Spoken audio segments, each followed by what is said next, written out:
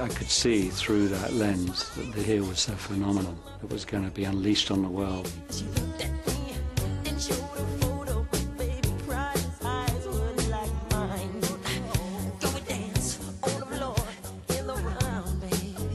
People wondered if he would be able to follow up the success of Off the Wall. No black performance sold that many records domestically. Now people don't even remember that Off the Wall was as successful as it was because Thriller just blew the doors off of everything.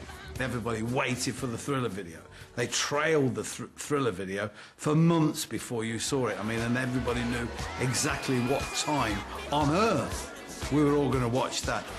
Thriller went for the jugular. There was no question. It was like, bang.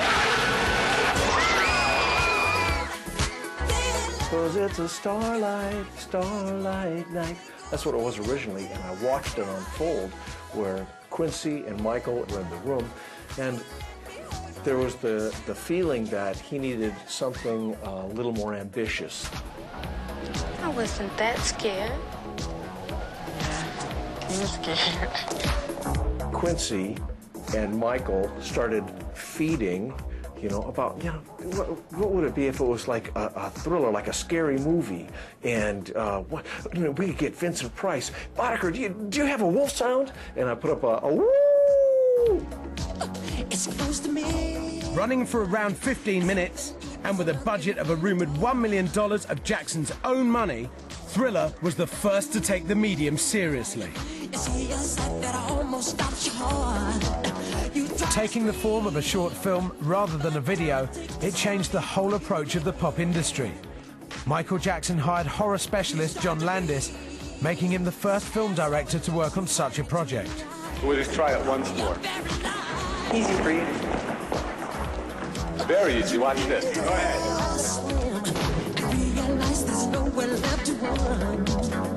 The making of Thriller became the biggest selling home video of all time.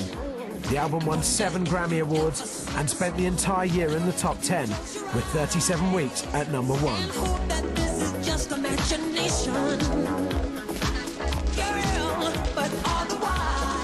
I don't think anything will ever beat it.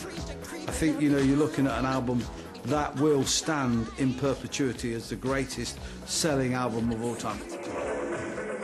To date, Thriller has sold over 60 million copies worldwide, making it by far the biggest selling album ever.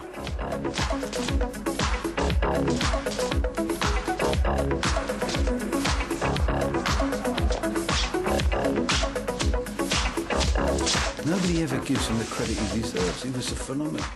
None of us are ever going to achieve those sales. He was the only one that could. He did it. He became the king of pop.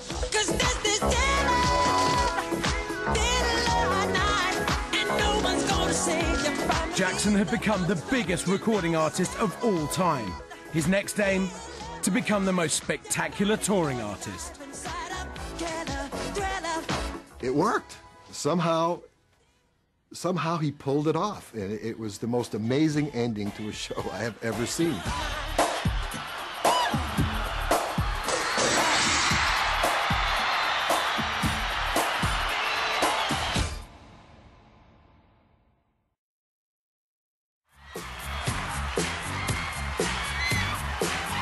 In 1983, as Michael Jackson flew high on the success of Thriller, 47 million Americans tuned in to see his first ever on-stage solo performance of Billie Jean at a concert celebrating 25 years of Motown. Now his popularity was about to go into orbit.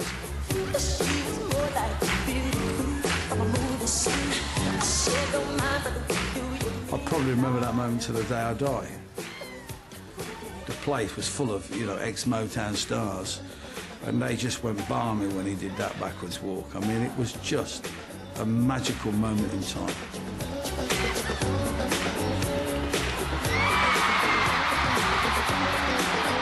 It became the seminal moment of his television career. That night, he crossed over into a whole new audience.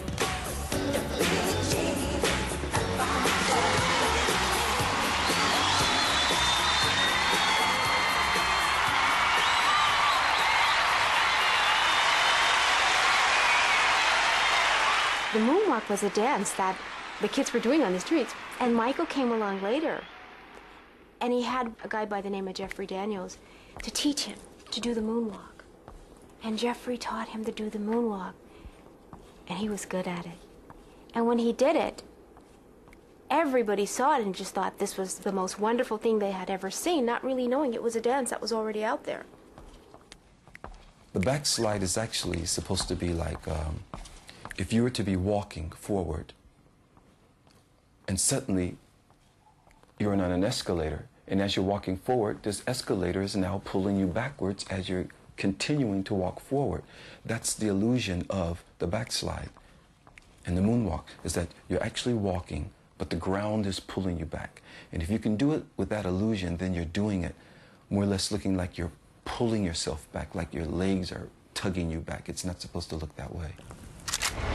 From now on, Michael Jackson would be almost as well known for his stage persona as for his singing. I remember I saw him in Japan during the history tour. I mean, he shot up from the bottom of the stage and landed on the stage and just stood there. And people are crying and screaming, and he hasn't even moved yet. He hasn't even moved, and they're crying and screaming.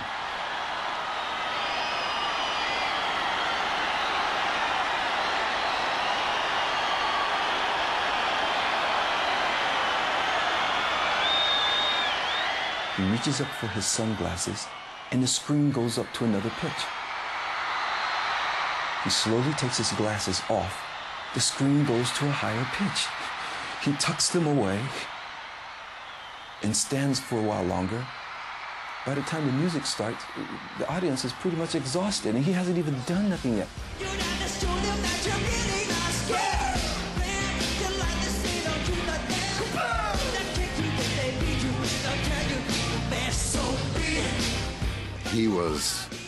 He was just unbelievable as a performer. You could look up to the last row in the stadium and see people standing up and screaming and waving, and you just knew he was connecting in a way that you just don't see in entertainment. And you know, but when you're talking up to 70,000 people in a stadium and you're communicating one-on-one, and that person in the stadium believes that Michael is talking to him or to her, not to just this mass, you know, that's where the magic comes with Michael Jackson.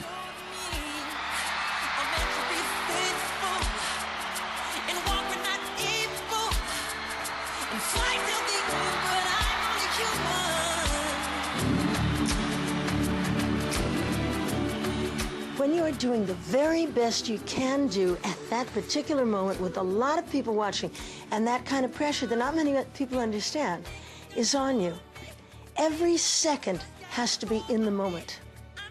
You don't have time for the regrets of the past or the fear of the future.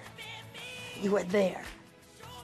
It's right now. It's when I move my head like this, when I do this, when somebody looks, you know, it's there. It's when the music is going like that, and you go. You know, you just go there. I see him so into the moment and so into what's going on, so into that communication thing with his fans, and just that's where I see Michael Jackson alive and happy.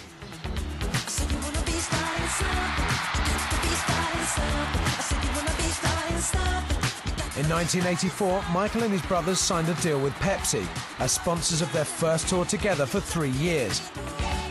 But while filming a commercial for the drinks company, Michael's hair caught fire and he was rushed to hospital with burns to his scalp. Though he returned to tour with his brothers, from that point, tragedy and controversy would never be far behind. 1987 saw the release of Bad, Jackson's final collaboration with Quincy Jones. A July tour of the UK resulted in 5 nights sold out at Wembley, as fans flocked to see pop's most unlikely bad boy. The album formed a quarter of all record sales in Britain during its first week of release, reaching a total of 20 million at the time, but its critical reception did not match that of Thriller.